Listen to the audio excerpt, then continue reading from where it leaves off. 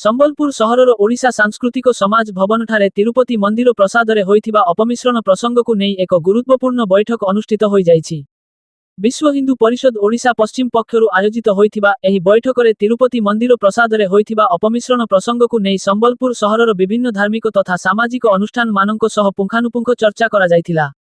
एहासह बैठक रे ही घटना को दृढ़ निंदा कराजिबा सह आगामी 7 तारिख रे एक विशाल शोभायात्रा रे संबलपुर जिल्लापालक कार्यालय सम्मुख रे पहुंची एनेई प्रतिवाद सभा कराजिबाकु निष्पत्ति निया जाइछि। एहासह जिल्लापालक जरिया रे महामहिम राष्ट्रपति और प्रधानमंत्री उद्देश्य रे एक दाबीपत्र प्रदान करिबाकु आजिर बैठक रे निष्पत्ति निया जाइछि। आजिर बैठक रे विश्व हिंदू परिषद ओडिशा पश्चिम प्रांत पक्षरु संपादक भक्तचरण साहू, सह संपादक राजीव शतपथी और आरएसएस महानगर संघ चालक दीपक पंडा मध्य उपस्थित रहिथिले। नमस्कार आज्ञा, जय श्री राम। मो ना विकास चंद्र बेहरा, मु संबलपुर बजरंगल महानगर संयोजक है।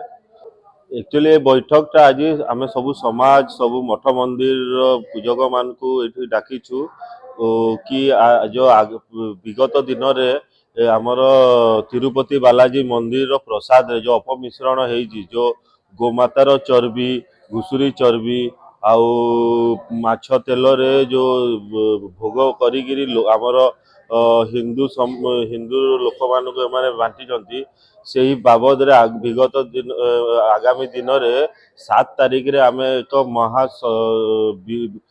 सभा करिवु आउ कलेक्टर को मेमोरिंडम दबु बोली एही मीटिंग टा आज रखा जाइछि।